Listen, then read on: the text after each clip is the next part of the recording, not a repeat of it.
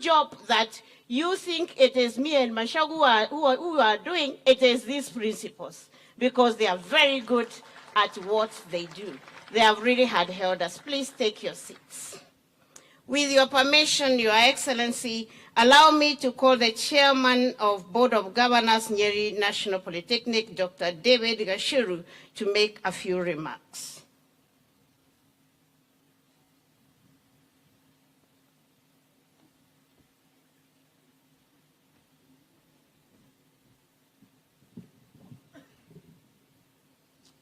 Your Excellency, the President and Commander-in-Chief of Kenya Defense Forces, and all protocols established, observed.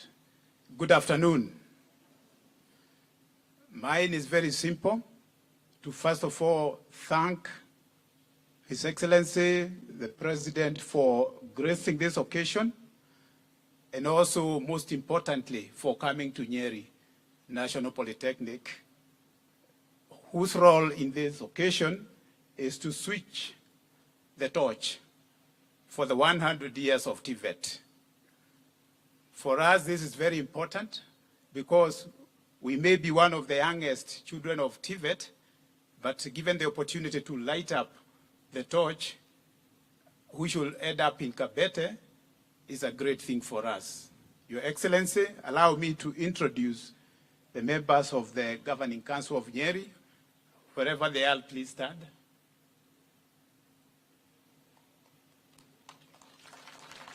Thank you. These people support this institution in a way that is, we are almost twin with the, we are twin with the management of this community. And you cannot even tell the difference sometimes because we work hand in hand with understanding our role and making sure that we support where we can, no crossing of paths the wrong way, but always progressively doing it. Thank you. Let me also recognize my counterpart, who is the chair of Governing Council of Kabete. Thank you. Her name is Agnes. Very important in that she's actually the trailblazer in all this, because Kabete is. And we are switching the torch for her.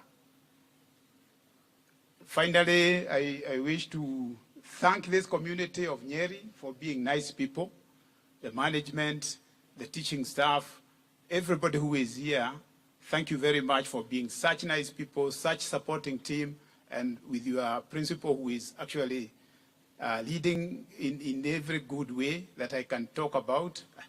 And you can see by example. Thank you. And with that, thank you very much. God bless you.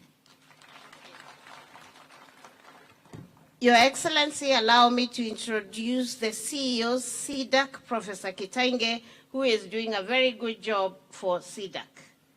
Your Excellency, that's Professor Kitainge, who has now been able to release all the pending certificates that were pending in TVET, and he is right now conducting the national examination of CDAC. So, Your Excellency, we are well on board with CBET and CDAC. Thank you, Professor Kitainge.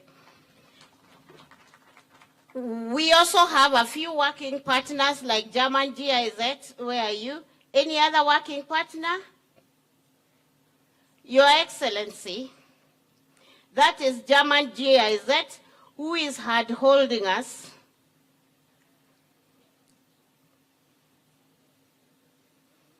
These are the people who are holding us in dual training, and they are doing an excellent job. Thank you, Your Excellency. You may be seated. Your Excellency, allow me now to call the Governor of Nyeri County, Kahiga Mutai, to speak and recognize the other leaders present from this area. Governor, please.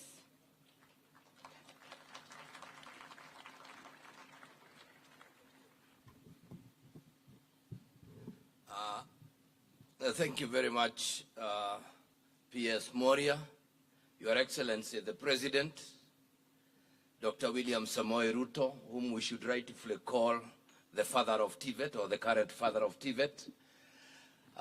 All protocols observed, ladies and gentlemen. Before I make a few remarks, allow me to introduce the local MP we have Honorable DMM or Duncan Minor to just come recognize the rest of the leadership, and then we progress. But just before I do that, Your Excellency, allow me to recognize the Speaker of the County Assembly of Nyeri, who is here, Honorable Gechohe. We also have today, the Assembly decided to bring everything here.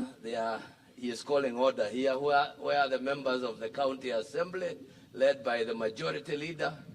Your Excellency, while it not for the pressure of time, we would have allowed them to speak, but because you have other commitments, they will allow them.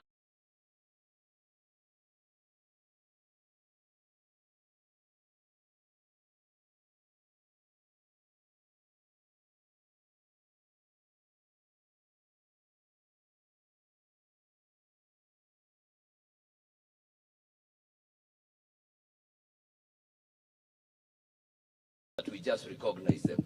May I call upon DMM? Housing project, and we really want to thank you. Allow me, Your Excellency, to introduce and recognize the members of Parliament who are with us here today. And I begin with Honorable Karemba from Embu, MP for Runyeges, I believe. We have the Honorable Kwenya Thuku, MP for Kinangop. Your Excellency, this road that we've been pestering you about connects us directly with Honorable Kwenya's constituency. And we have got the Honorable Wambugu Wainaina from Odhaya. We've got the Honorable Joroge Wainaina from Kieni.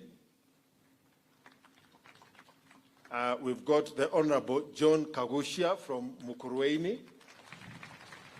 And we've got the Honorable Geoffrey Wandeto from Tetu. Your Excellency, I will kindly request my colleagues, among the things we have tried to pester you with is to get us, unlock for us the cancer center at Dedan Kimathi University. And you made an appointment when we were there, so we know you are among one of the reasons why we need to finish quickly is so that we can catch up with that appointment. So my colleagues will kindly indulge me. Your Excellency, allow me to mention two things. As a young man, this institution used to be the Nyeri Technical School. When I went to Giakanja, my colleagues came here for secondary education.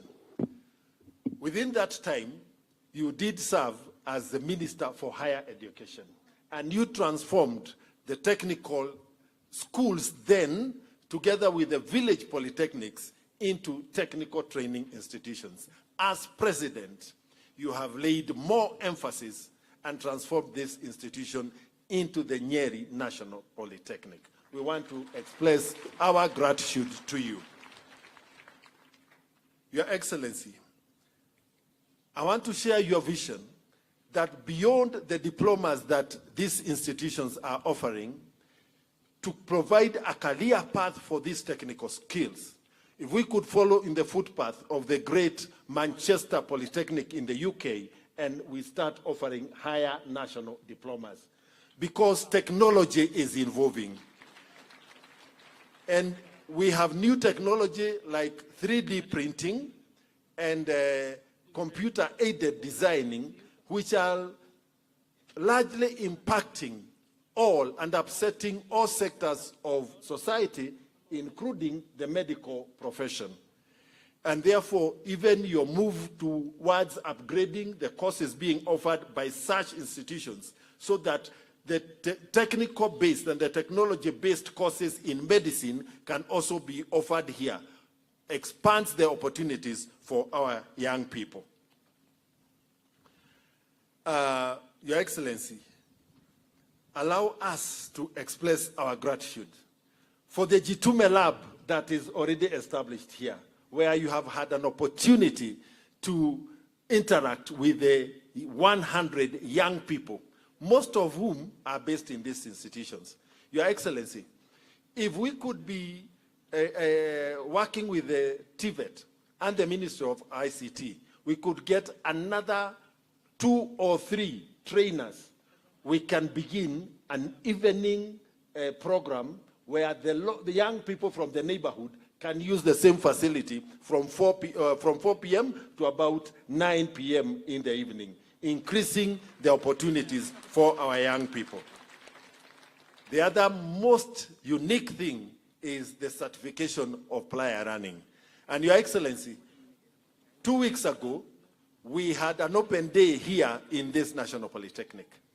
And we invited, including using the bishops during our county player day, to encourage our young people to come to this institution and during the open day, go through the different faculties and get an opportunity to understand what is on offer.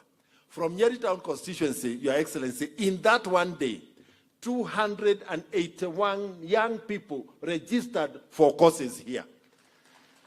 And with the kitty that you have allowed us as members of parliament to continue using, we have awarded each one of those 281 students a bursary of Kenya shillings 7,000 to enroll in the May intake. And we want to appreciate you for the continued support. The last thing, Your Excellency, is these young people reside in an area across here known as Gangaridi and Kandara.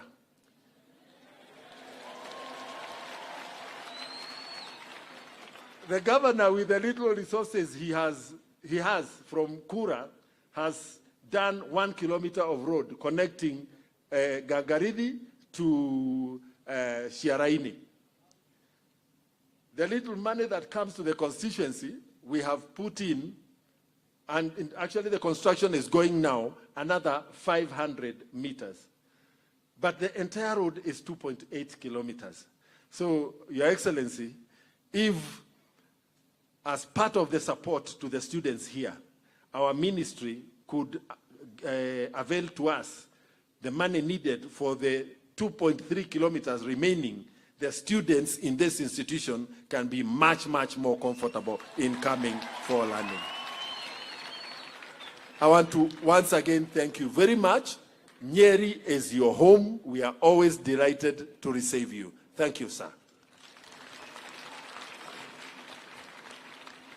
Thank you very much, Your Excellency. Allow me to invite the Senator of Nyeri to just say a word, and then we progress.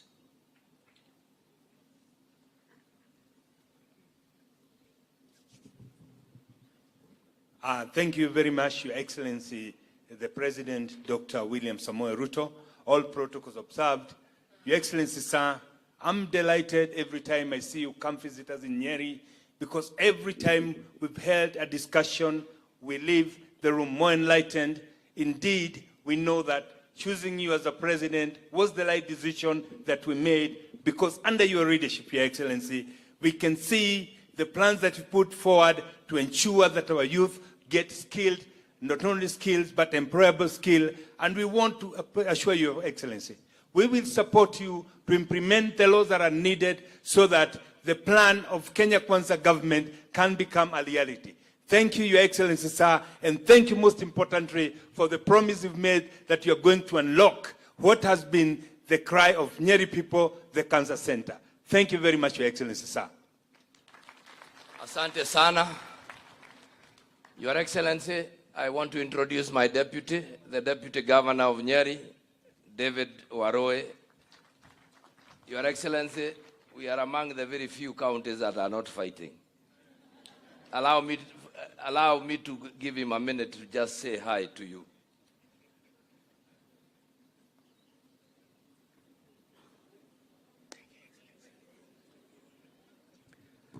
Thank you, my Governor, Your Excellency, the President of this Republic of Kenya, Your Excellency, my boss and the Governor, Mwalimu Mutahi Kahiga, and all protocols observed.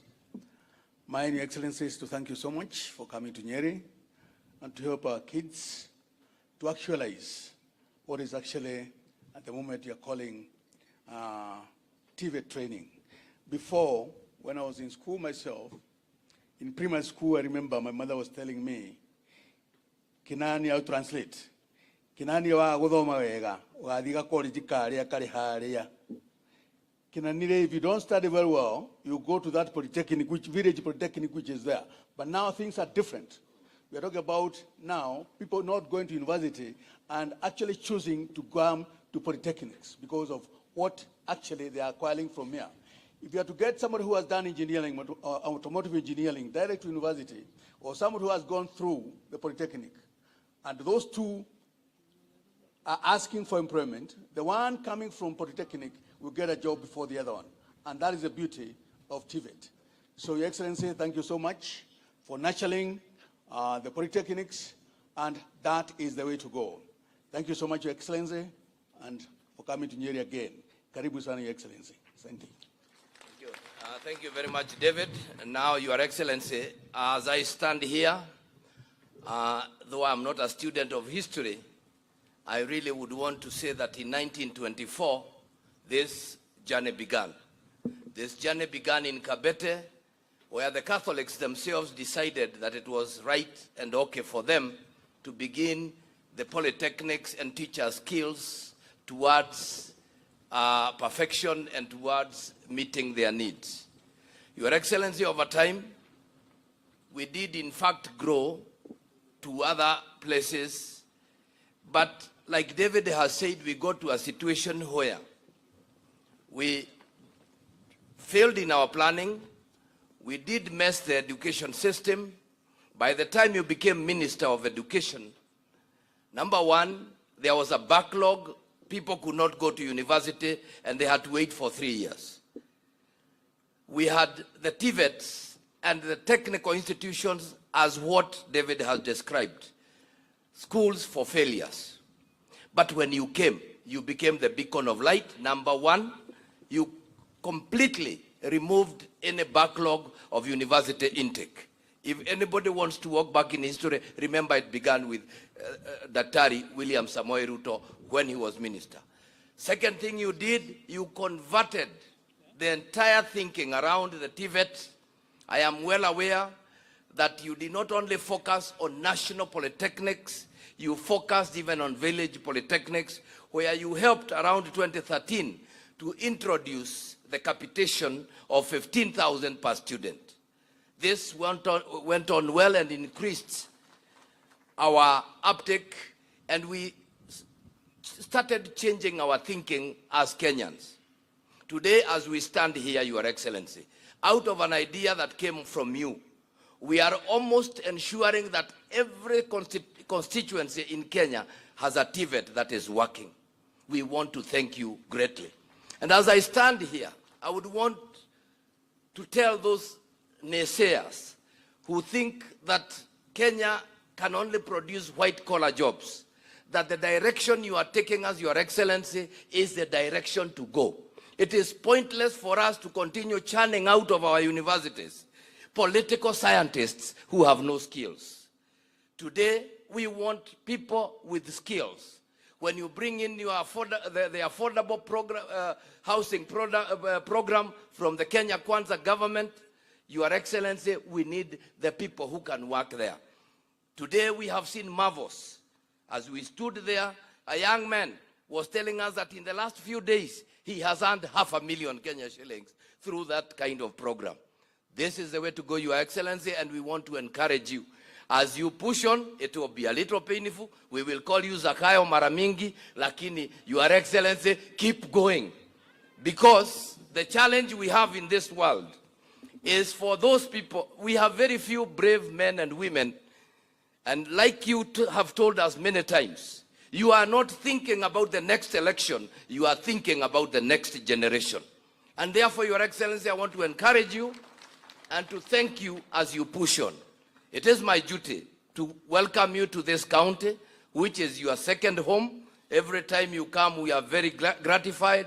You have already heard a number of my MPs talking about your commitment towards the cancer center. We cannot say more. We wish you the very best, but Your Excellency, as we stand here, we still have a challenge with the Rorengo.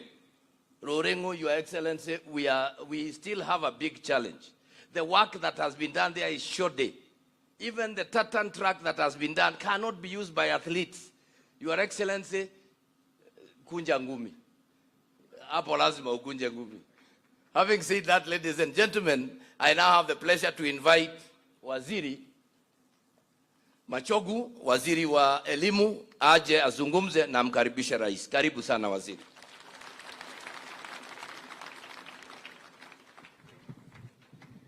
Yeah, thank you, Your Excellency, the President of the Republic of Kenya, Dr. William Samoei Ruto, the Governor of Nyeri County, and all the members of Parliament present, the PS TVET, and all the principals, plus the Chairman of Nyeri National Polytechnic.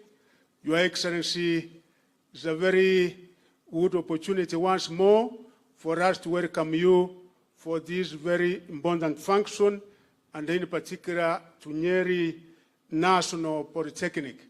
Your Excellency, we thank you for finding time because we know how passionate and committed you are into matters TVET, and particularly into this particular function that we are here to celebrate 10 decades of technical vocational education and training in Kenya, Your Excellency.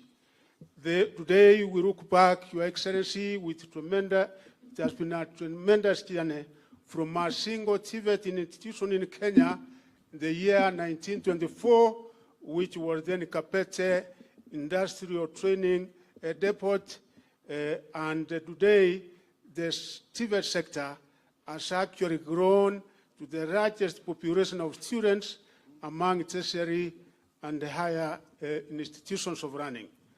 The centenary torch that we light up today under your leadership, Your Excellency, will come to a climax from July 29th to July 31st at the Kapete National Polytechnic, where it all started many years ago.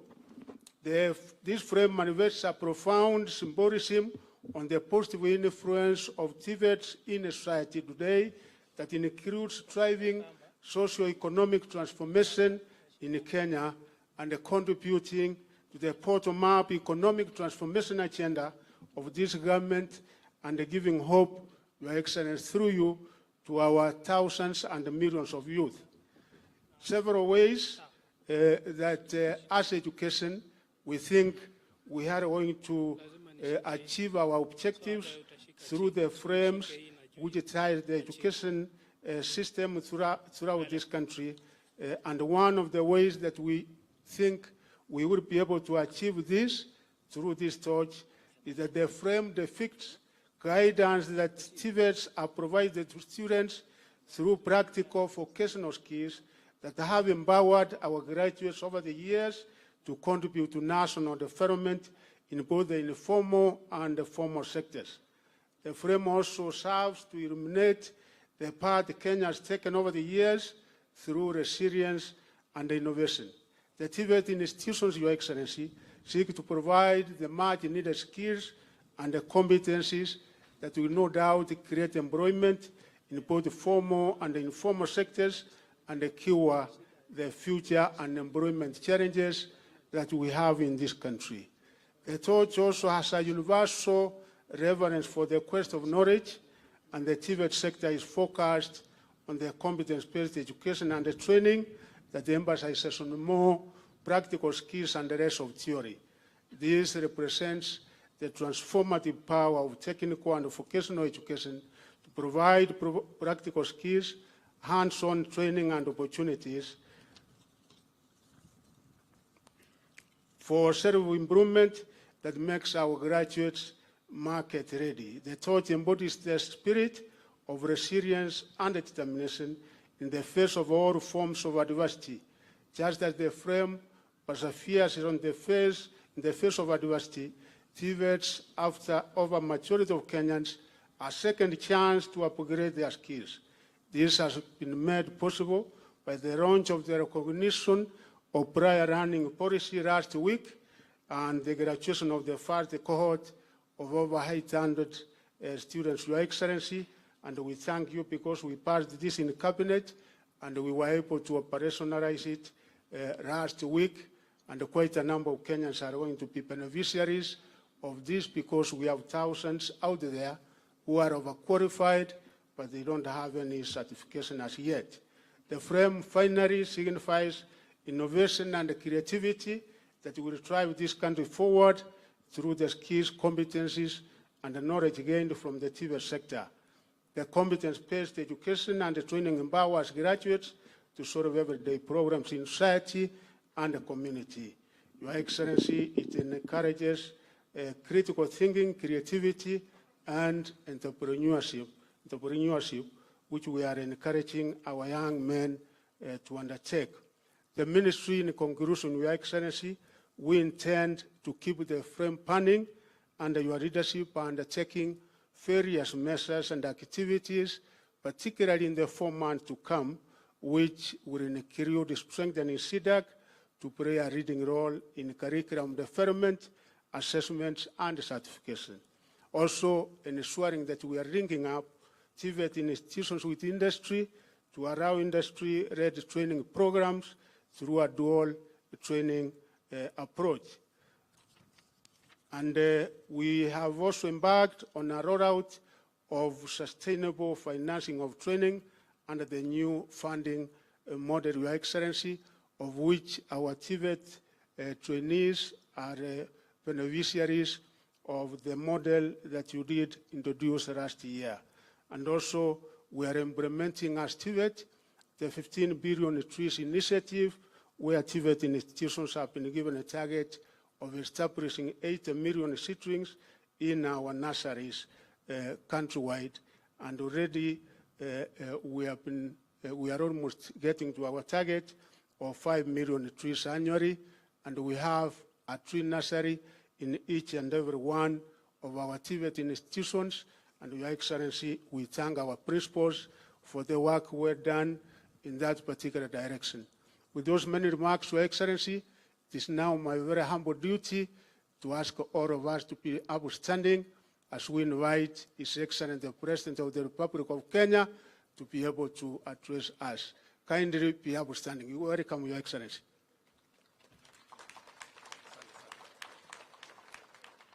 Asante sana waziri. Tafadhali tunaweza kuketi chini. Asanteni sana.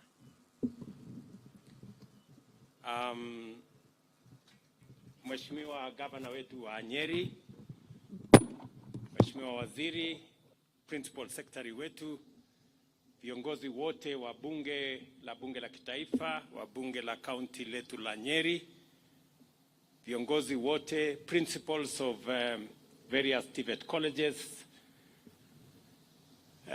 tutors and students, good afternoon. Hamjambo.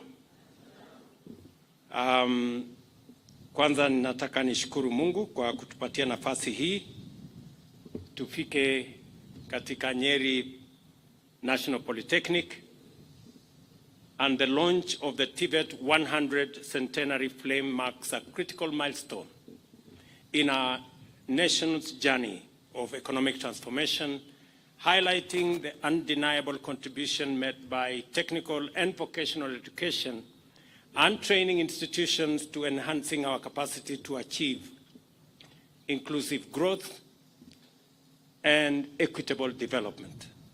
Today, we reflect on a century of the development of TVETs in Kenya and the role of TVETs in the development of our economy. We also take a moment to consider the path ahead of us and how we can harness the power of TVETs to translate the potential of our youth into positive contributions to economic development and national prosperity. The training of African youth in practical and technical skills began in 1914 in Machakos at the Government African School. However, the first TVET was founded a decade later when the Native Industrial Training Depot was established in Kabete and mainly trained technicians to work on the railway. In the decades that followed, other TVETs were established at Mawego, Nairobi, Sigalagala, Kaiboi, Thika, Machakos, and Meru. By 2022, 52 constituencies only did not have TVET institutions, recognizing their importance in development, we committed to ensure that every constituency has at least one fully equipped TVET in the next 3 years. As we celebrate 100 years of TVET in Kenya, I am delighted to confirm that we are delivering on this commitment in full. We now have 24 national polytechnics across the country, 13 of which were recently upgraded. And we have 272 technical and vocational colleges, with 16 scheduled to be completed this year, 2024-2025. I have instructed the ministry that the remaining constituencies, we must start and complete their TVETs in the next 2 years, so that we live up to our commitment that every constituency in Kenya will have a fully equipped TVET to give opportunity to millions of young people out there who deserve an opportunity to be their best. Let me also celebrate that on my way here this morning, I got the news from our friends in China that they have approved another 13 billion Kenya shillings to equip 70 of our TVETs that today don't have sufficient equipment. It is a coincidence that when we are celebrating 100 years, we got news that we have additional equipment to equip our TVETs, because TVET, if education is the key, TVET is the master key.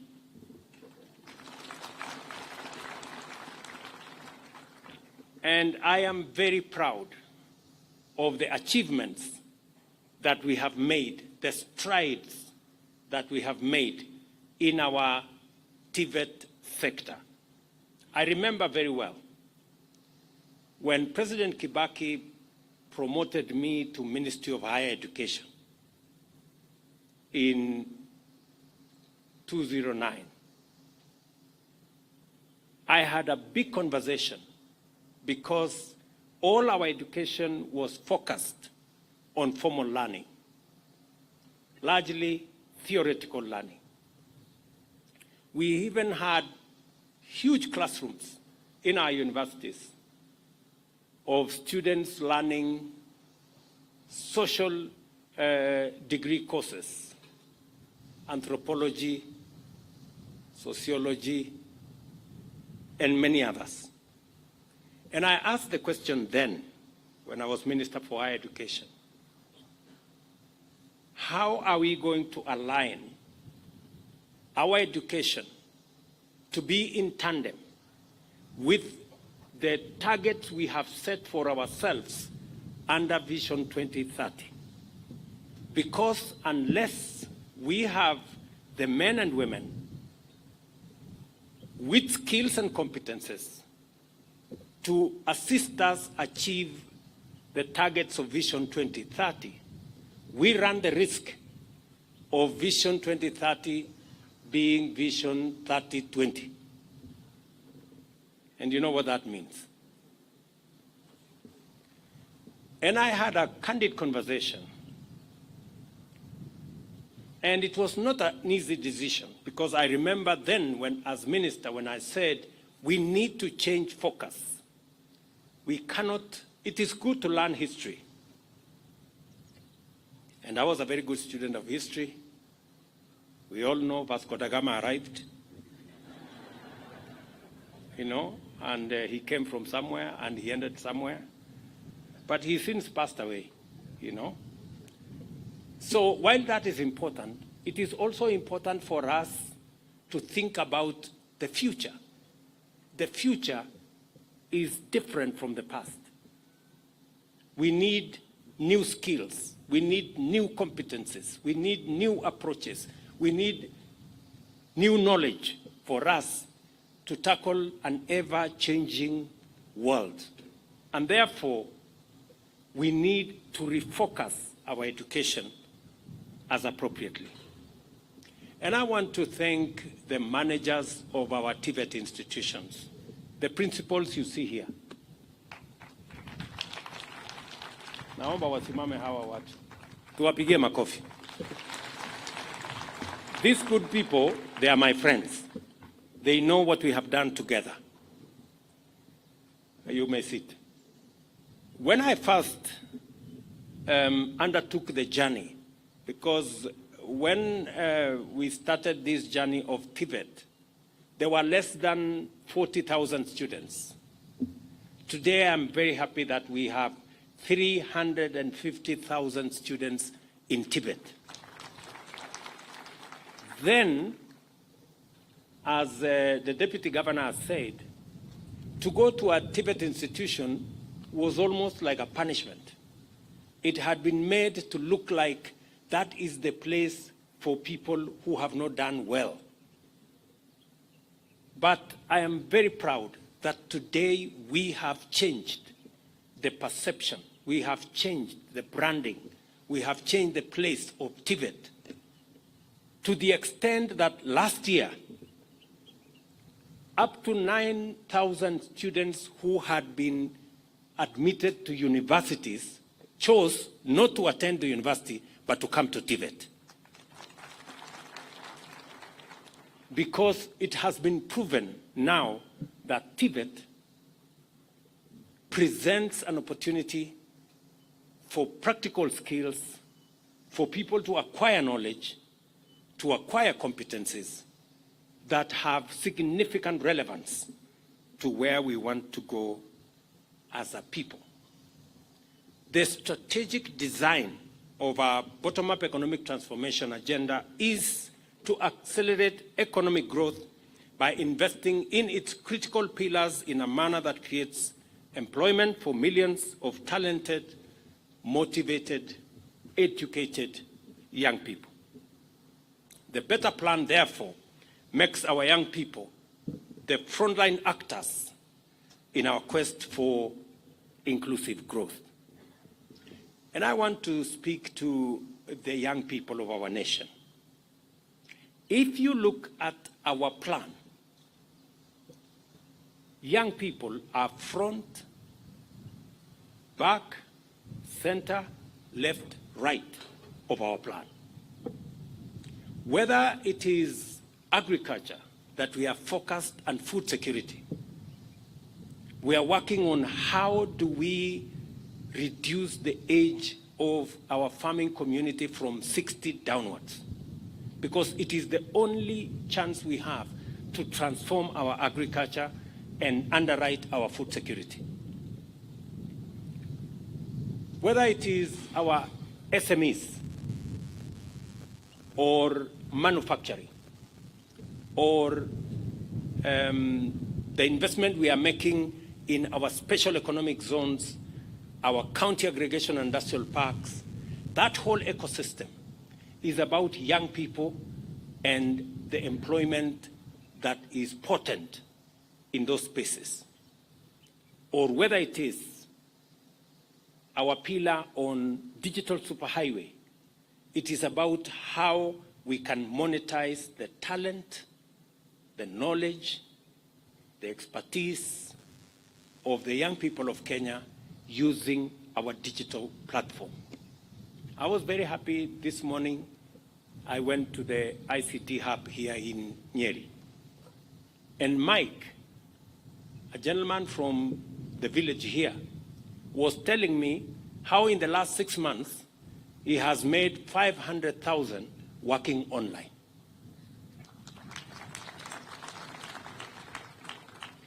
I am not talking about somebody working in America. I'm talking about Mike in Nyeri, working online here at the TVET institution here. And it is the reason why, as a government, we have made changes to the CDF Act so that members of parliament like my good friend Madenge here of Nyeri town,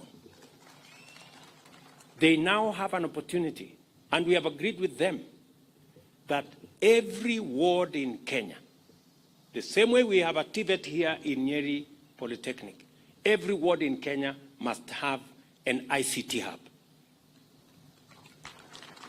We are going to equip those ICT hubs. We are going to connect them to internet. We are going to provide computer apparatus. We are going to provide teachers to make sure that we use the digital space and the talent, expertise, and knowledge of the millions of young people coming out of colleges like this, or schools, or universities, to drive our economy through digital jobs. That is the commitment we have made. And I'm saying to the young people of our nation, for the first time, you have an administration that is focused on deliberately creating opportunities for employment, for work, for the millions of young people in our country. It is not sufficient for us to say we are going to grow the economy. We must be intentional. We must be deliberate on where we are going to create these jobs, whether it is in our housing plan, whether it is in our special economic zones, whether it is in our county aggregation industrial parks, whether it is in our ICT hubs. The focus is on getting young people in Kenya with their knowledge, with their skills, with their competencies, with their talents, to be able to monetize them and contribute meaningfully to driving our economy. And that is why we are also intentional on dealing with those who want to corrupt our young people with drugs, with illicit brews, and we have put down our foot that it cannot be business as usual. We cannot have a drinking nation. We must have a working nation. It cannot be both ways. And so those who are telling us that we have closed their bars and they are unhappy with us, surely. Ile hasara tumepata na madawa ya kulevya, you go to centers, you go to towns, you go to estates and villages, and you find young people who can hardly stand straight because of drugs, because of... That is unacceptable. And therefore, we are going to be firm, we are going to be forthright, because I know for sure nobody is going to die because they were not drunk. Hakuna mtu atakufa kwa sababu hajalewa. Na kama kuna mtu atakuwa mgonjwa kwa sababu atalewa, tutampeleka hospitali. The defining impact of this event is the outline that TVET sector's role in a rapidly transforming economy as the Africa Continental Free Trade Area takes shape swiftly, and our country aims to achieve newly industrialized status within a decade. TVET's capacity to address the country's human resource needs, supply the labor market with skilled, versatile, and innovative personnel, and align millions of youth with their aspirations, livelihoods, is paramount to us. To ensure full strategic alignment with better, the Presidential Working Party on Education Reforms reviewed our policy on TVET, and not only to address our industrial and competitive imperatives, but also to conform to the UNESCO strategy for TVET by ensuring that all our youth are equipped with the skills required to facilitate employment, decent work, entrepreneurship, and lifelong learning. Subsequently, the Cabinet has approved the implementation of a number of measures in connection with TVET institution over the past year. To begin with, 13 vocational training colleges have been upgraded to national polytechnics, and also the Morendat Institute of Oil and Gas in Naivasha has likewise been elevated to a national polytechnic.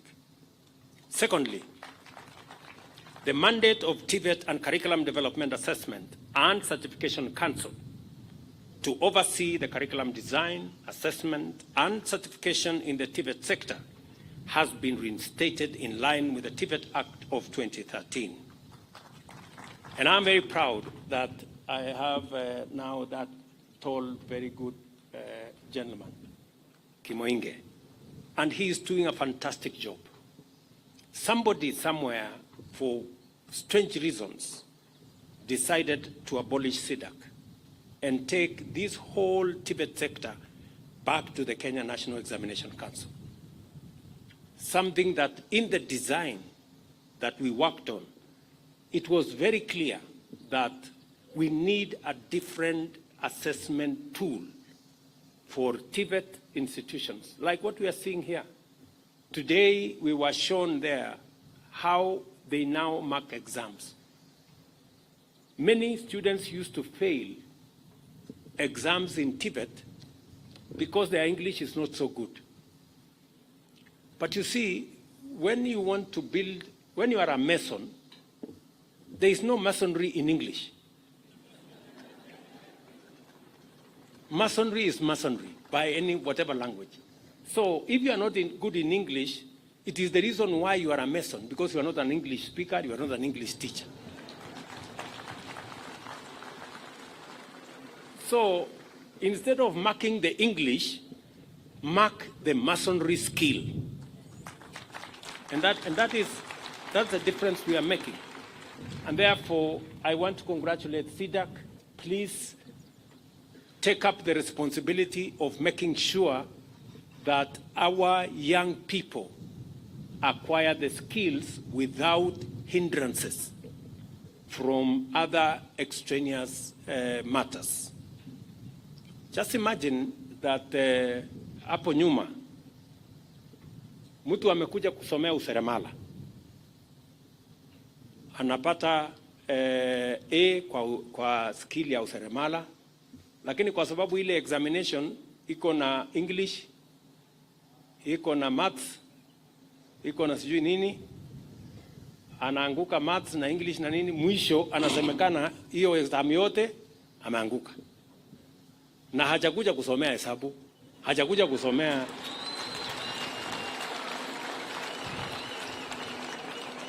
sindio? So this is why we are saying we need a different examination for the people who have come here to acquire skills and competence. We must mark and assess the skill and the competence. I was very proud when I met a young man in one of the booths there. And I asked him, okay, so you have come to learn tailoring. Akaniambia, hapana, nimekuja kusomea fashion and design. Sasa nikasema, I apologize. Because tailoring kumbe ni ile ya zamani. Sasa ya saizi inaitwa hapo. So muendelee na fashion and design. So I'm also happy that we all agreed, additionally, as you will recall, the government launched the policy on recognition of prior learning just a few weeks ago. In fact, it was done by my deputy president. Further to this, we have resolved to fast-track the implementation of the recommendations of the Presidential Committee on Education Reforms. This financial year, we have allocated 28.3 billion to TVET institutions and intend to keep raising the allocation in future until we achieve an optimal level of investment. At the same time, the recruitment of an additional 2,000 TVET tutors is underway, with a view to bringing the total number of tutors hired under the BETA to 4,000. Similarly, we are in the process of equipping 70 TVET institutions with the state-of-the-art equipment under a partnership with the government of China. And I just announced to you that I got the response this morning because I visited China last year with this intention. This morning it was confirmed that the funding had been approved. We are serious about introducing our youth to the best skills, knowledge, and technology that is available globally. I have also instructed the ministry. When I was in Italy about 2 months ago, I agreed with the Italian Prime Minister to support our TVET, 40 of them. So there is now consultations between our ministry and the government of Italy for us to equip another 40 technical training colleges with additional equipment as we improve the quality of our learning and enhance the skills transfer to our young people and make our TVET institutions truly international. Let me also say we have already 113 Jitume centers across the country, and we decided to start the Jitume centers where we have computers, internet, and other facilities available. We started them with every TVET. In fact, it is our intention that as we wait for the ICT hubs that will be built by our members of parliament, we will deploy 20,000 computers in our TVETs, all our TVETs. We are on course. 113 have already been equipped. We are going to equip all the 272 shortly. And I want to ask the principals who are here to follow up with our Ministry of ICT to make sure that the relevant infrastructure is set up so that we can train more young people who are in our TVET institutions. They can monetize their talent, they can work online even as they continue learning in school. In total, 10,780 digital devices have been installed in these centers, and 370 tutors from various TVET centers have been trained to support this Jitume program. I am particularly encouraged that the National TVET Blueprint provides for a workforce development strategy that fosters youth employment in the country, and that the Presidential Working Party on Education Reforms has been able to implement full convergence of our policy frameworks and with a strategic agenda for national economic transformation. The institutionalization of linkages with industry, strengthening of open distance e-learning, implementation of CBC, promotion of lifelong learning, streamlining teacher-trainer program in TVET, and the digitization of TVET curriculum delivery are among the key outcomes of this convergence facilitated by the Presidential Working Party. It is clear, then, that we have laid a firm foundation for the modernization of TVET in Kenya in order to make it a fundamental driver of every aspect of our plan. These celebrations provide an opportunity to profile TVET positively as the vehicle of opportunities for youth and a catalyst of our transformation. TVET at 100 is also our launching pad to deploy the competence-based education and training curriculum for TVET to explore unfolding possibilities, including the integration of intelligent digital technologies into manufacturing and other industrial processes, the digital economy, big data, artificial intelligence, automation, robotics, and machine learning. I am therefore delighted to preside over the launch of TVET at 100, which positions Kenya's TVET sector as the bearer of our nation's brilliant torch of transformation. I urge you to traverse the country as you spread the word about the historic contribution and future promise of TVET. Each and every one of us here, including the hundreds of thousands of young people that are in the TVET ecosystem, I want to assure them that we will go out of our way. We will do whatever it takes to make sure that TVET plays its rightful role in generating the quality manpower that will drive the transformation of our country.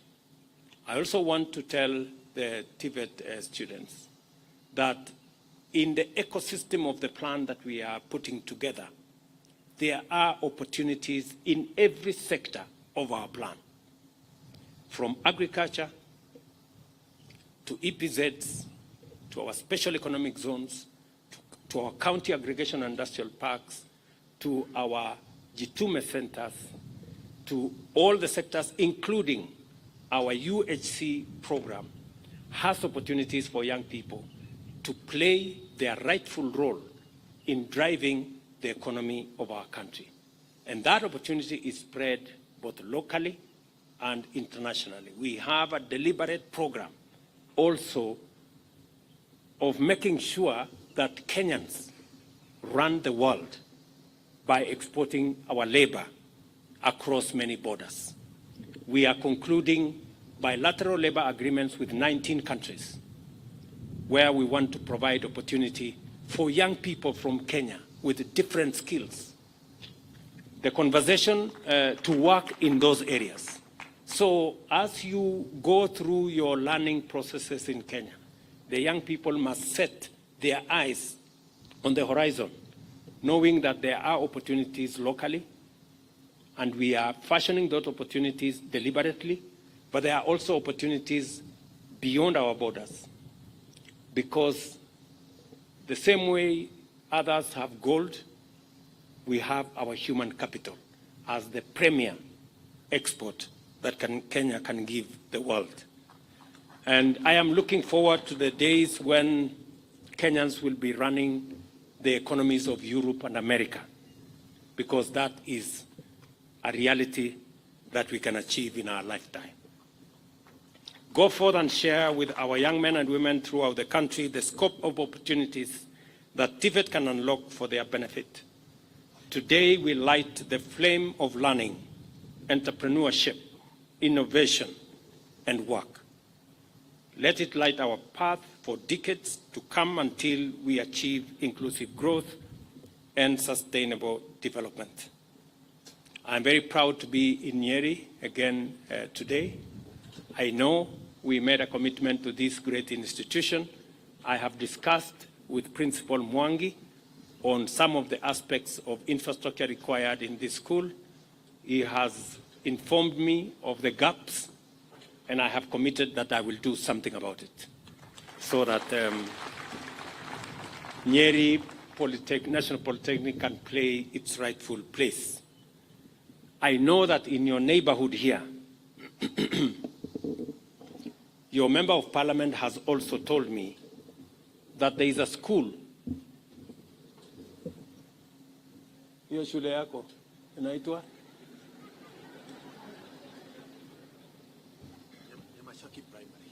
Nyamachaki Primary is your neighborhood here. There's a small school there with inadequate facilities.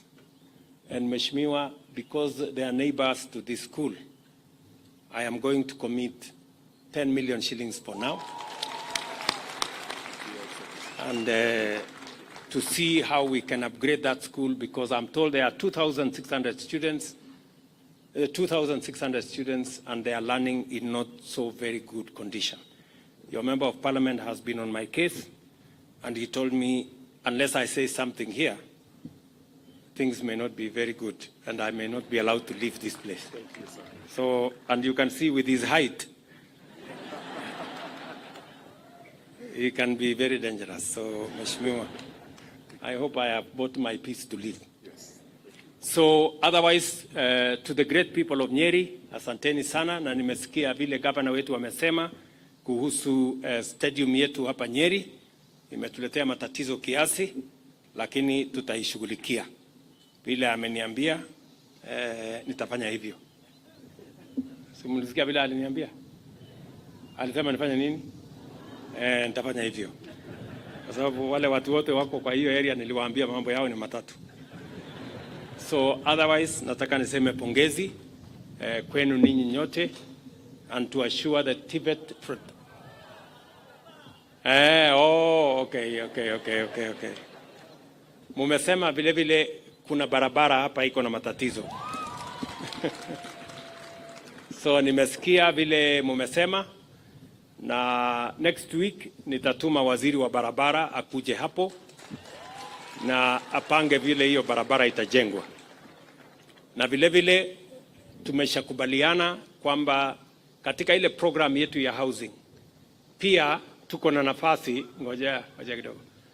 Pia tuko na nafasi, angoje tu kidogo, tutamuongelesha. Tuko pia na nafasi ya kutengeneza, aketi tu hapo nyuma wewe. Very good. Tuko pia na nafasi ya kujenga hostels katika college hii yenu.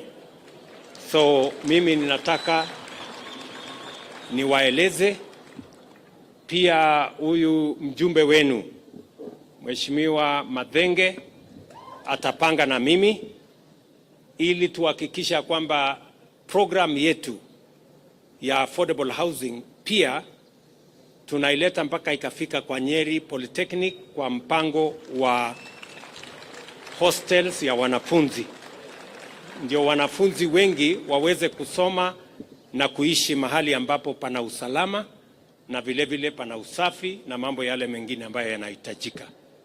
Kwa hivyo nataka niseme asante sana kwa kutupokea na watakia heri. God bless you and see you soon. Thank you very much. With your permission, Your Excellency, I would like you remain on stage for the official lighting of the torch. Those handling the buzzer, kindly. Thank you. I'll also ask that all of us will be upstanding. And if you may allow, Your Excellency.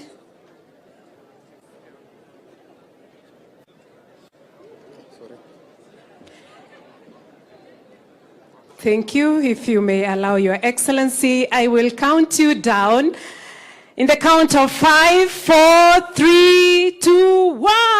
Makofi.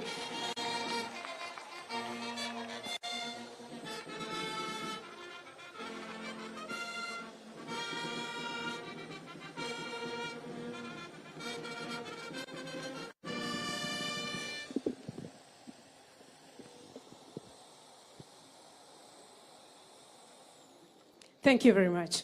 We remain standing for the national anthem.